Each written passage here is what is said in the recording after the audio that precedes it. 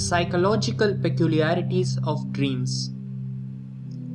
In our scientific investigation of dreams, we start with the assumption that dreams are a phenomenon of our own psychic activity. Yet, the completed dream appears to us as something alien, whose authorship we are little inclined to recognize, that we should be just as willing to say, "A dream came to me," as "I dreamed."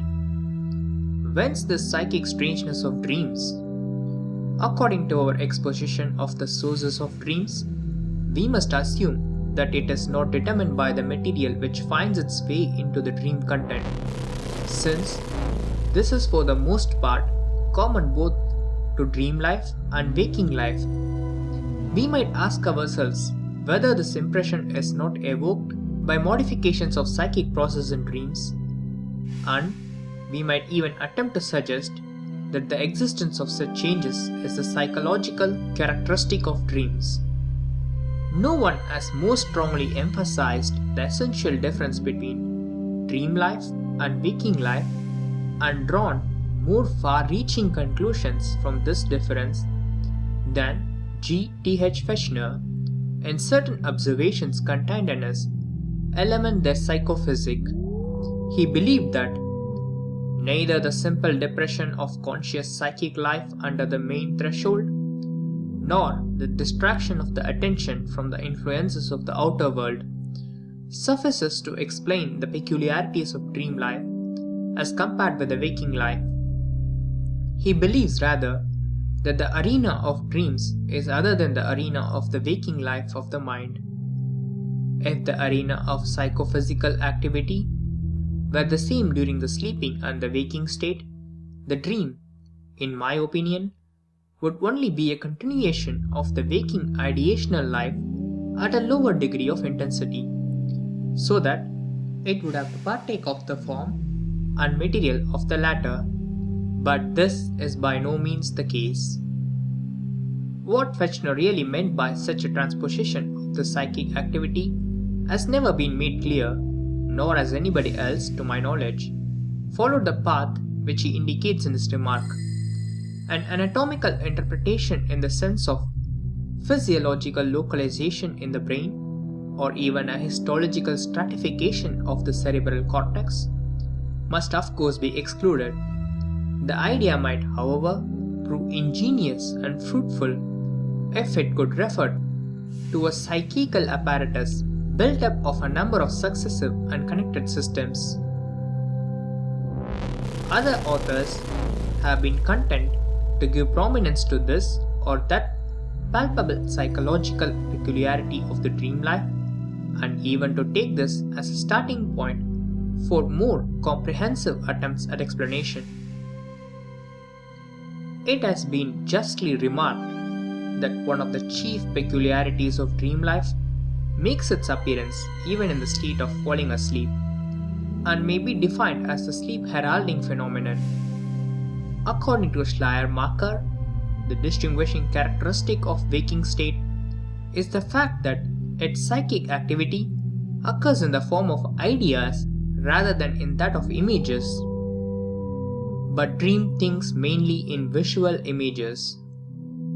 And it may be noted that with the approach of sleep, the voluntary activities become impeded in proportion as involuntary representations make their appearance, the latter belonging entirely to the category of images.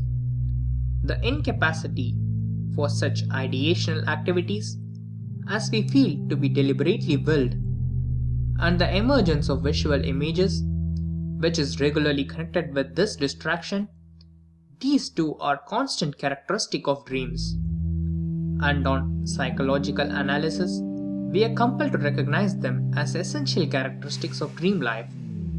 As for the images themselves, the hypnagogic hallucinations, we have learned that even in their content they are identical with dream images. Dreams, then, think preponderantly, but not exclusively, in visual images. They make use also of auditory images and to a lesser extent of the other sensory impressions. Moreover, in dreams, as in the waking state, many things are simply thought and imagined, probably with the help of remnants of verbal conceptions. Characteristic of dreams, however, are only those elements of their contents which behave like images, that is, which more closely resemble perceptions than mnemonic representations. Without entering upon a discussion of nature of hallucinations, a discussion familiar to every psychiatrist, we may say, with every well-informed authority, that the dream hallucinates, that is, that it replaces thoughts by hallucinations. In this respect, visual and acoustic impressions behave in the same way.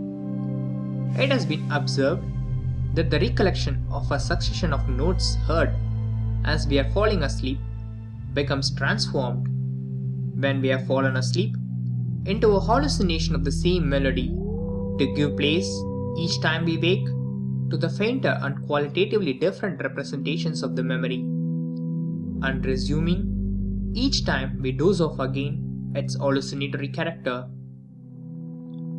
The transformation of an idea into a hallucination is not the only departure of the dream from the more or less corresponding waking thought. From these images, the dream creates a situation. It represents something as actually present. It dramatizes an idea, as Peta puts it. But the peculiar character of this aspect of the dream life is completely intelligible only if we admit that in dreaming, we do not, as a rule, the exceptions call for special examination, suppose ourselves to be thinking, but actually experiencing.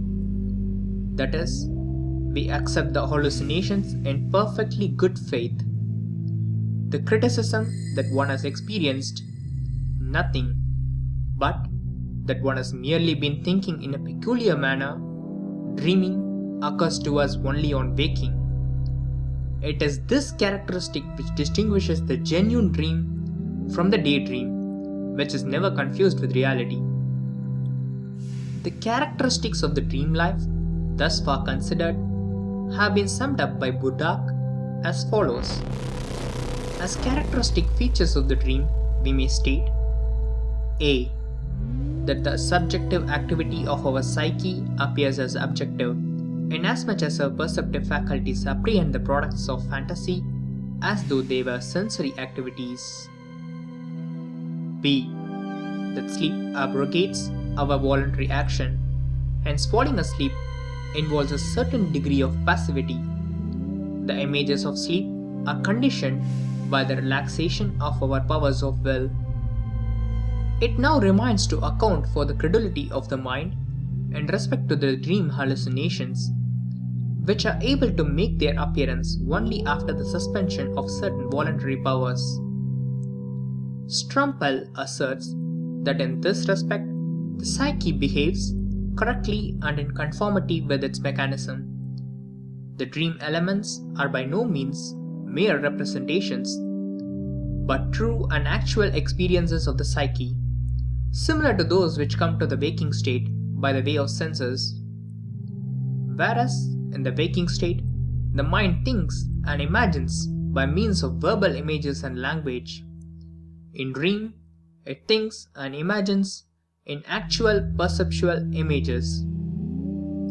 Dreams, moreover, reveal a spatial consciousness, inasmuch as in dreams, just as in the waking state, sensations and images are transposed into outer space. It must therefore be admitted that in dreams, the mind preserves the same attitude in respect of images and perceptions as in the waking state. But if it forms erroneous conclusions in respect of these images and perceptions, this is due to the fact that in sleep it is deprived of that criterion which alone can distinguish between sensory perceptions emanating from within and those coming from without. It is unable to subject its images to those tests which alone can prove their objective reality. Further, it neglects to differentiate between those images which can be exchanged at will and those in respect of which there is no free choice. It does, because it cannot apply the law of causality to the content of its dreams. In brief, its alienation from the outer world is the very reason for its belief in the subjective dream world. Delboeuf arrives at the same conclusion through a somewhat different line of argument. We believe in the reality of dream pictures because in sleep we have no other impressions with which to compare them, because we are cut off from the outer world. But it is not because we are unable, when asleep, to test our hallucinations that we believe in their reality.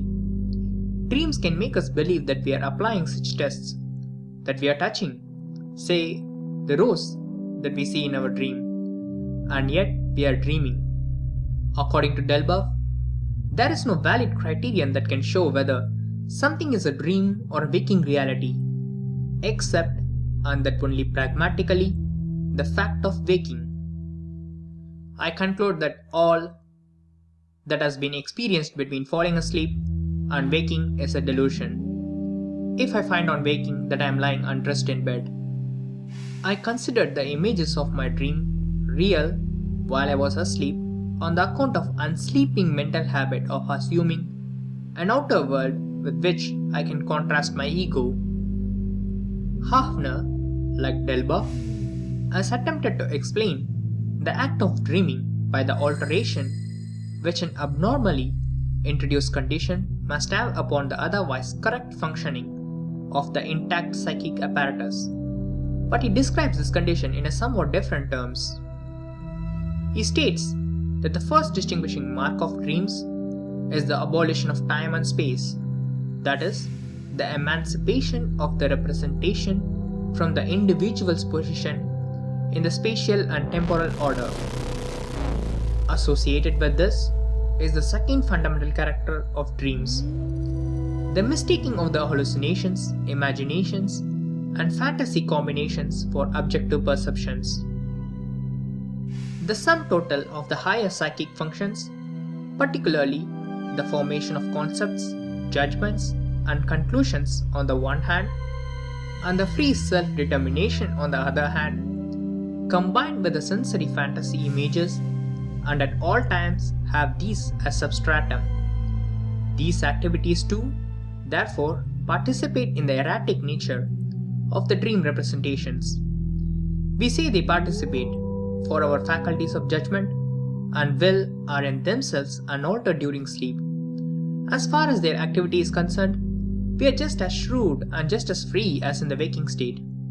A man cannot violate the laws of thought. That is, even in a dream, he cannot judge things to be identical, which present themselves to him as opposites. He can desire in a dream only that which he regards as good. Sub ratione boni. But in this application of the laws of thought and will, the human intellect is led astray in dreams by confusing one notion with another. Thus it happens that in dreams we formulate and commit the greatest of contradictions, while on the other hand we display the shrewdest judgment and arrive at the most logical conclusions and are able to make the most virtuous and sacred resolutions. The lack of orientation is the whole secret of our flights of fantasy in dreams, and the lack of critical reflection and agreement with other minds is the main source of the reckless extravagances of our judgments, hopes, and wishes in dreams. If the turning away from the outer world is accepted as the decisive cause of the most conspicuous characteristics of our dreams, it will be worth our while to consider certain subtle observations of Buddha's, which will throw some light on the relation of the sleeping psyche to the outer world and at the same time serve to prevent the overestimating the importance of the above deductions. Sleep, says Buddha, results only under the condition that the mind is not excited by sensory stimuli. Yet, it is not so much a lack of sensory stimuli that conditions sleep as a lack of interest in them. Some sensory impressions are even necessary insofar as they serve to calm the mind. Thus, the miller can fall asleep only when he hears the clatter of his mill, and he who finds it necessary, as a matter of precaution, to burn a light at night cannot fall asleep in the dark. During sleep, the psyche isolates itself from the outer world and withdraws from the periphery. Nevertheless, the connection is not entirely broken. If one did not hear and feel during sleep, but only after waking, one would assuredly never be awakened at all. The continuance of sensation is even more plainly shown by the fact that we are not always awakened by the mere force of the sensory impression, but by its relation to the psyche. An indifferent word does not arouse the sleeper, but if called by name, he wakes. So that, even in sleep, the psyche discriminates between sensations. Hence, one may even be awakened by the obliteration of a sensory stimulus, if this is related to anything of the imagined importance. Thus, one man wakes when the nightlight is extinguished, and the miller when his mill comes to a standstill. That is, waking is due to the cessation of a sensory activity, and this presupposes that the activity has been perceived but has not disturbed the mind, its effect being indifferent or actually reassuring. Even if we are willing to disregard these by no means trifling objections, we must yet admit that the qualities of the dream life, hitherto considered, which are attributed to withdrawal from the outer world, cannot fully account for the strangeness of dreams. For otherwise, it would be possible to reconvert the hallucinations of the dream into mental images and the situations of the dreams into thoughts, and thus to achieve the task of dream interpretation. Now, this is precisely what we do when we reproduce a dream from memory after waking. And no matter whether we are fully or only partially successful in this retranslation, the dream still remains as mysterious as before. Furthermore, all writers unhesitatingly assume that still other and profounder changes take place in the plastic material of waking life. Strumpel seeks to isolate one of these changes as follows. With the cessation of active sensory perception and of normal consciousness, the psyche is deprived of the soil in which its feelings, desires, interests, and activities are rooted.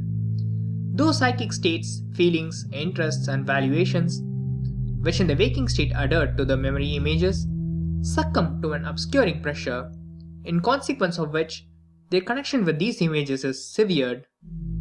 The perceptual images of things, persons, localities, events, and actions of the waking state are individually abundantly reproduced, but none of these brings with it its psychic value. Deprived of this, they hover in the mind, dependent on their own resources. The annihilation of psychic values, which is in turn referred to a turning away from the outer world, is, according to Strumpel, very largely responsible for the impression of strangeness with which the dream is colored in our memory. We have seen that the very fact of falling asleep involves a renunciation of one of the psychic activities, namely, the voluntary guidance of the flow of ideas. Thus, the supposition obtrudes itself, though it is in any case a natural one, that the state of sleep may extend even to the psychic functions. One or another of these functions is perhaps entirely suspended. We have now to consider whether the rest continue to operate undisturbed, whether they are able to perform their normal work under the circumstances. The idea occurs to us that the peculiarities of the dream may be explained by the restricted activity of the psyche during sleep, and the impression made by the dream upon our waking judgment tends to confirm this view. The dream is incoherent. It reconciles, without hesitation, the worst contradictions. It admits impossibilities. It disregards the authoritative knowledge of the waking state, and it shows us as ethically and morally obtuse. He who should behave in the waking state as his dream represents him as behaving would be considered insane. He who in the waking state should speak as he does in his dream or relate such things as occur in his dreams would impress us as a feeble minded or muddle headed person.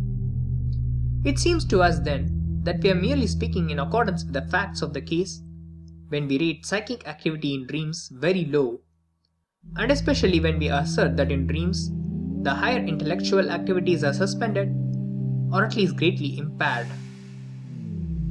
With unusual unanimity, the exceptions will be dealt with elsewhere. The writers on the subject have pronounced such judgments as led immediately to a definitive theory and explanation of dream life. It is now time to supplement the resume which I have just given by a series of quotations from a number of authors, philosophers, and physicians bearing upon the psychological characteristics of the dream. According to Lemon, the incoherence of the dream images is the sole essential characteristic of the dream. Mori agrees with him. Il n'y a pas de rêve absolument raisonnable et qui ne contienne quelque incohérence, quelque absurdité. There are no dreams which are absolutely reasonable, which do not contain some incoherence, some absurdity. According to Hegel, quoted by Spitta, the dream lacks any intelligible objective coherence. Dugas says, Le rêve, c'est l'anarchie physique, affective et mentale. C'est le jeu de fonctions livrées et elles-mêmes et exerçant sans contrôle et sans but. Dans le rêve, l'esprit est un automate spiritual. The dream is psychic anarchy, emotional and intellectual. The playing of functions freed of themselves and performing without control and without end. In the dream, the mind is a spiritual automaton. The relaxation, dissolution, and promiscuous confusion of the world of ideas and images held together in waking life by the logical power of the central ego is conceded even by Folke, according to whose theory, the psychic activity during sleep appears to be by no means aimless.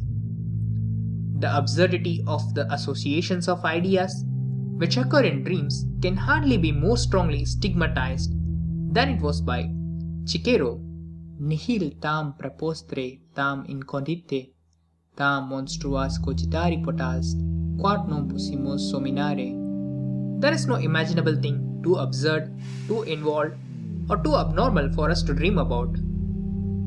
Fechner says, it is as though the psychological activity of the brain of a reasonable person were to migrate into that of a fool. Radestock, it seems indeed impossible to recognize any stable laws in this preposterous behavior, withdrawing itself from its strict policing of the rational will that guides our waking ideas and form the process of attention. The dream, in crazy sport, whirls all things about in a kaleidoscopic confusion. Hildebrand, what wonderful jumps the dreamer permits himself, for instance, in his chain of reasoning. With what unconcern he sees the most familiar laws of experience turned upside down. What ridiculous contradictions he is able to tolerate in the order of nature and of society before things go too far, and the very excess of nonsense leads to an awakening. Sometimes we quite innocently calculate that 3 times 3 makes 20, and we are not in the least surprised if a dog recites poetry to us, if a dead person walks to his grave, or if a rock floats in the water. We solemnly go to visit the Duchy of Bernburg or the Principality of Liechtenstein in order to inspect its navy, or we allow ourselves to be recruited as a volunteer by Charles XII just before the Battle of Poltava. Binz, referring to the theory of dreams resulting from these impressions, says, of 10 dreams, 9 at least have an absurd content. We unite in them persons or things which do not appear slightest relation to one another. In the next moment, as in a kaleidoscope, the grouping changes to one, if possible, even more nonsensical and irrational than before. And so, the shifting play of the drowsy brain continues until we wake, put a hand to our forehead, and ask ourselves whether we still really possess the faculty of rational imagination and thought. Maury Lesomé makes, in respect of the relation of the dream image to the waking thoughts, a comparison which a physician will find especially impressive. La production de ces images que chez l'homme éveillé fait le plus souvent naître le volant, correspond pour l'intelligence et ce qui sont pour la mortalité certains moments qui nous offront la courrier et les affections paralytiques. The production of those images, which in the waking man most often excite the will, correspond for the mind to those which are, for the motility, certain movements that offer sensuous dance and paralytic affections. For the rest, he considers the dream toute une série de dégradations de la faculté pensante et raisonnante, a whole series of degradations of the faculty of thinking and reasoning. It's hardly necessary to cite the utterances of those authors who repeat Maury's assertions in respect of the higher individual psychic activities. According to Strumpel, in dreams, and even, of course, where the nonsensical nature of the dream is not obvious, all the logical operations of the mind, based on relations and associations, recede into the background. According to Spitta, ideas in dreams are entirely withdrawn from the laws of causality, while Radstock and others emphasize the feebleness of judgment and logical inference peculiar to dreams. According to Judell, there is no criticism in dreams, no correcting of a series of perceptions by the content of consciousness as a whole. The same author states that all the activities of consciousness occur in dreams, but they are imperfect, inhibited, and mutually isolated. The contradictions of our conscious knowledge, which occur in dreams, are explained by Stricker and many others on the ground that facts are forgotten in dreams, or that the logical relations between ideas are lost, etc., etc. Those authors who, in general, judge so unfavorably of the psychic activities of dreamer, nevertheless agree that dreams do retain a certain remnant of psychic activity. Wundt, whose teachings has influenced so many other investigators of dream problems, expressly admits this. We may ask, what are the nature and composition of the remnants of normal psychic life which manifest themselves in dreams? It is pretty generally acknowledged that the reproductive faculty, the memory, seems to be the least affected in dreams. It may indeed show a certain superiority over the same function in waking life, even though some of the absurdities of dreams are to be explained by the forgetfulness of dream life. According to Spitta, it is the sentimental life of the psyche which is not affected by sleep, and which thus directs our dreams. By sentiment, Gemut, he means the constant sum of the emotions as the inmost subjective essence of man. Scholz sees in dreams a psychic activity which manifests itself in the allegorizing interpretation to which the dream material is subjected. Seebeck, likewise, perceives in dreams a supplementary interpretative activity of the psyche which applies itself to all that is observed and perceived. Any judgment of the part played in dreams by what is presumed to be the highest psychical function, that is consciousness, presents a peculiar difficulty, since it is only through consciousness that we can know anything of dreams. There can be no doubt as to its being retained. Spitta, however, believes that only consciousness is retained in the dream, but not self-consciousness. Delboeuf confesses that he is unable to comprehend this distinction. The laws of association, which connect our mental images, hold good also for what is represented in dreams. Indeed, in dreams, the dominance of these laws is more obvious and complete than in waking state. Strumpel says, dreams would appear to proceed either exclusively in accordance with the laws of pure representation or in accordance with the laws of organic stimuli accompanied by such representations, that is, without being influenced by reflection, reason, aesthetic taste, or moral judgment. The authors whose opinions I here reproduce conceive the formation of the dream somewhat as follows.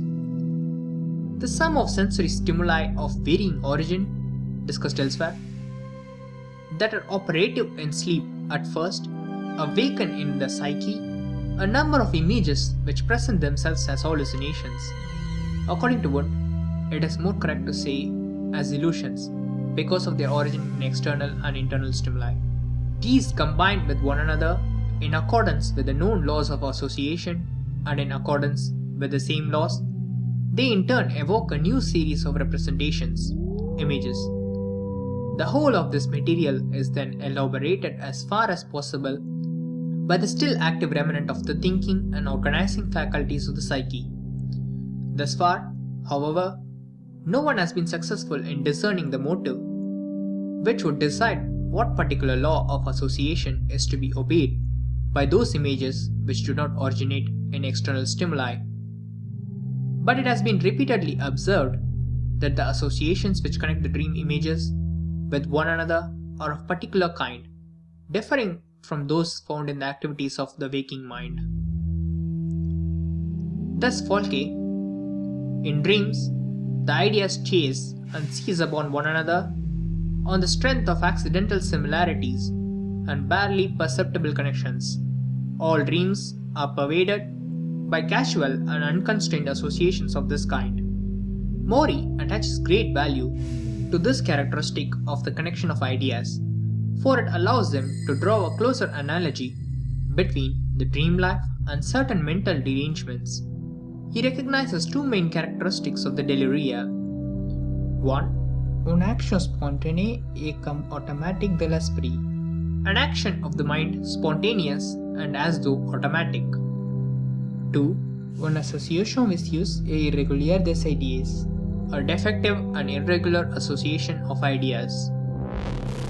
Mori gives two excellent examples from his own dreams, in which the mere similarity of sound decides the connection between the dream representations.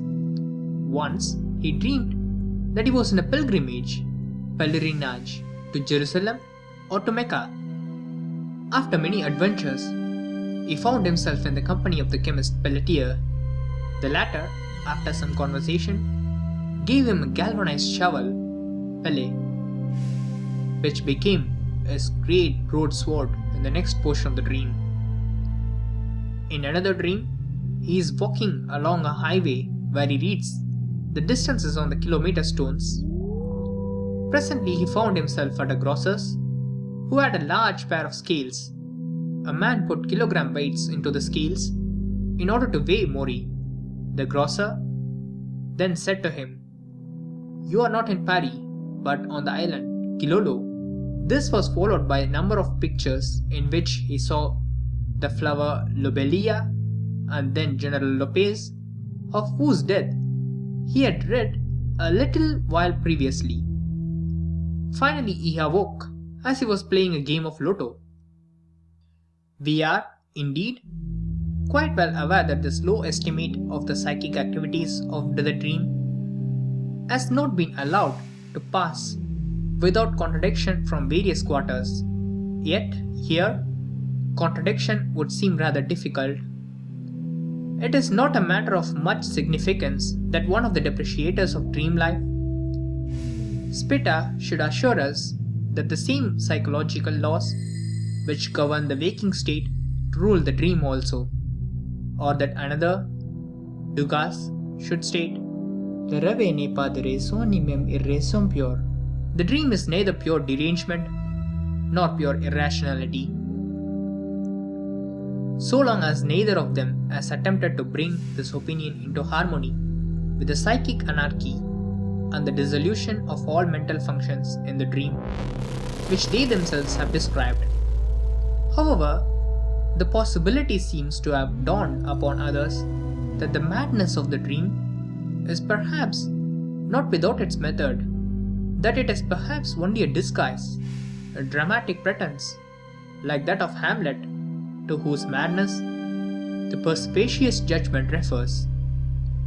These authors must either have refrained from judging by appearances, or appearances were, in their case, altogether different.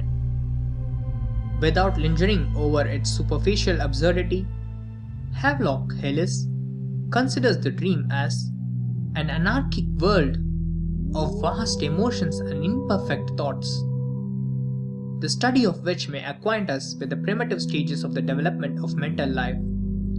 J. Sully presents the same conception of the dream in a still more comprehensive and penetrating fashion. His statements deserve all the more consideration when it is added that he, perhaps more than any other psychologist, was convinced of the veiled significance of the dream. Now, our dreams are a means of conserving these successive personalities. When asleep, we go back to the old ways of looking at things and of feeling about them, to impulses and activities which long ago dominated us. A thinker like Delboeuf asserts without indeed adducing proof in the face of the contradictory data, and hence without real justification. Dans le sommeil, hormis la perception, toutes les facultés de l'esprit, intelligence, imagination, mémoire, volant, moralité, restent intactes dans leur essence. Seulement, elles s'appliquent à des objets imaginaires et mobiles. Le songeur est un acteur qui joue à volant, les fous et les sages, le bourreau et la victime, le néant et le géant, le démon et les anges. In sleep, excepting perception, all the faculties of the mind, intellect, imagination, memory, will, morality remain intact in their essence. Only they are applied to imaginary and variable objects. The dreamer is an actor who plays at will, the mad and the wise, executioner and victim, dwarf and giant, devil and angel. The Marquis Hervé, who is flatly contradicted by Maury, and whose essay I have been unable to obtain despite all my efforts, appears empathetically to protest against the underestimation of the psychic capacity in the dream. Maury speaks of him as follows. Monsieur le Marquis Hervé, prêt à l'intelligence durant le sommeil toute sa liberté d'action et d'attention, et il ne semble faire consister le sommeil que dans l'occultation de sens, dans leur fermeture au monde extérieur, en sorte que l'homme qui dort ne se distingue guère, selon la manière de voir, de l'homme qui les éveilleur sa pensée en s'abouchant le sens. Toute la différence qui séparait alors la pensée ordinaire de celle de dormir, c'est que, chez celui-ci, l'idée prend une forme visible, objective et ressemble ainsi même prendre à la sensation déterminée par l'objet extérieur. Le souvenir revêt l'apparence du fait présent. The Marquis Hervé attributes to the intelligence during sleep all its freedom of action and attention, and he seems to make sleep consist only of the shutting of the senses, of their closing to the outside world. Except for his manner of seeing, the man asleep is hardly distinguishable from the man who allows his mind to wander while he obstructs his senses. The whole difference, then, between ordinary thought and that of the sleeper is that, with the latter, the idea takes an objective and visible shape, which resembles, to all appearances, sensations determined by exterior objects. Memory takes on the appearance of present fact. Maury adds, however, qu'il y a une différence plus capitale à savoir que la faculté intellectuelle de l'homme endormi n'offre pas l'équilibre qu'elle se garde chez l'homme éveillé. That there is a further and important difference in that the mental faculties of the sleeping man do not offer the equilibrium which they keep in the waking state. In Baschild, who gives us fully information as to Hervé's book, we find that this author expresses himself as follows, in respect to the apparent incoherence of dreams. L'image du réveil est la copie de la idée. Le principal est l'idée. La vision n'est pas qu'accessoire. Ceci établi, il faut savoir suivre la marche des idées, il faut savoir analyser le tissu des rêves. L'incohérence devient alors compréhensible. La conception les plus fantastiques devient des faits simples et parfaitement logiques. The image in a dream is a copy of an idea. The main thing is the idea. The vision is only accessory. This established, it is necessary to know how to follow the progression of ideas, how to analyze the texture of the dreams. Incoherence, then, is understandable. The most fantastic concepts become simple and perfectly logical facts. Les rêves les plus bizarres trouvent même une explication des plus logiques quand on sait les analyser. Even the most bizarre dreams find a most logical explanation when one knows how to analyze them. J. Starkey has drawn attention to the fact that a similar solution of the incoherence of dreams was put forward in 1799 by an old writer, Wolf Davidson, who was unknown to me. The peculiar leaps of our imaginings in the dream state all have their cause in the laws of association, but this connection often occurs very obscurely in the soul, so that we frequently seem to observe a leap of imagination where none really exists. The evaluation of the dream as a psychic product in the literature of the subject varies over a very wide scale. It extends from the extreme of underestimation, as we have already seen, through premonitions that it may have a value as yet unrevealed, to an exaggerated overestimation, which sets the dream life far above the capacities of waking life. In a psychological characterization of dream life, Hildebrand, as we know, groups into three antinomies, and he combines in the third of these antinomies the two extreme points of this scale of values. In the contrast between, on the one hand, an enhancement, an increase of potentiality, which often amounts to virtuosity, and on the other hand, a decided diminution and enfeeblement of the psychic life, often to a subhuman level. As regards the first, who is there that cannot confirm from his own experience the fact that in the workings and weavings of the genius of dreams, there are sometimes exhibited a profundity and sincerity of emotion, a tenderness of feeling, a clearness of view, a subtlety of observation, and a readiness of wit, such as we should have modestly to deny that we always possessed in our waking life. Dreams have a wonderful poetry, an apposite allegory, an incomparable sense of humor, a delightful irony. They see the world in a light of peculiar idealization, and often intensify the effect of their phenomena by the most ingenious understanding of the reality underlying them.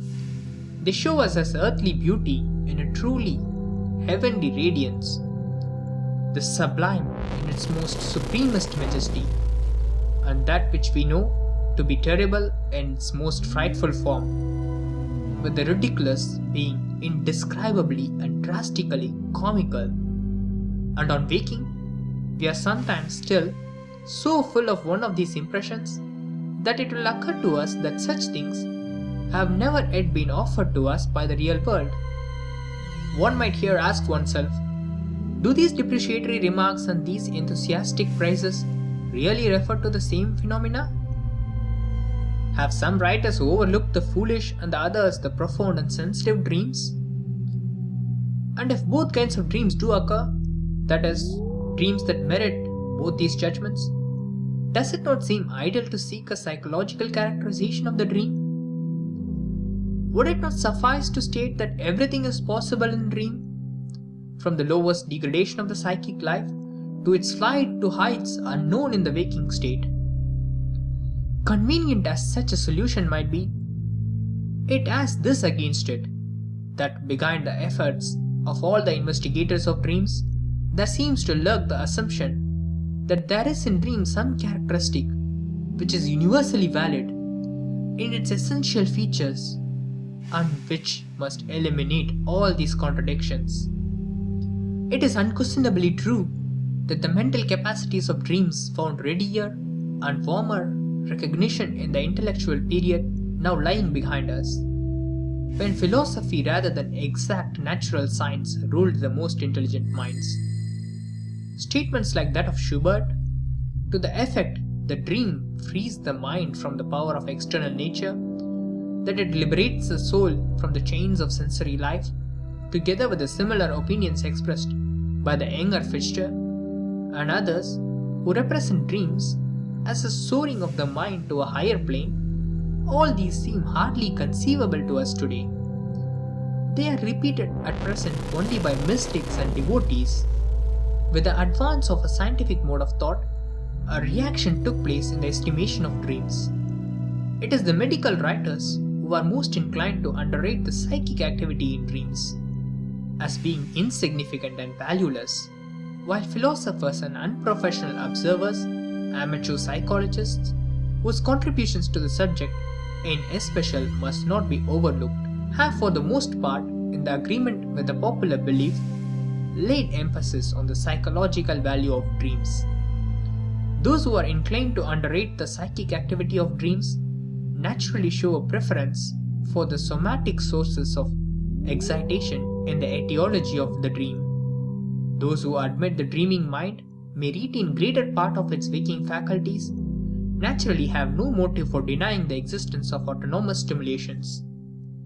Among the superior accomplishments which one may be tempted, even on a sober comparison, to ascribe to the dream life, that of the memory is the most impressive.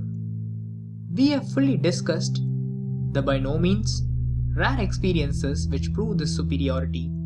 Another privilege of the dream life, often extolled by the older writers, namely the fact that it can overstep the limitations of time and space, is easily recognized as an illusion. This privilege, as Hildebrand remarks, is merely illusory. Dreams disregard time and space only as does waking thought, and only because dreaming is itself a form of thinking. Dreams are supposed to enjoy a further advantage in respect of time, to be independent of the passage of time in yet another sense. Dreams, like Maury's dream of his execution, seem to show that the perceptual content which the dream can compress into a very short space of time far exceeds that which can be mastered by our psychic activity in its waking thoughts. These conclusions have, however, been disputed. The essays of Le Laurent and Egger on the apparent duration of dreams give rise to a long, interesting discussion, which, in all probability, has not yet found the final explanation of this profound and delicate problem. The dreams are able to continue the intellectual activities of the day and to carry them to a point which could not be arrived at during the day, that they may resolve doubts and problems, and that they may be the source of fresh inspiration in poets and composers, seems, in the light of numerous records, and that of the collection of instances compiled by Chabanix, to be proved beyond question. But even though the facts may be beyond dispute, their interpretation is a subject to many doubts on wider grounds. Finally, the alleged divinatory power of the dream has become a subject of contention, in which almost insuperable objections are confronted by obstinate and reiterated assertions. It is, of course, right that we should refrain from denying that this view has any basis whatever in fact, since it is quite possible that a number of such cases may before long be explained on purely natural psychological grounds.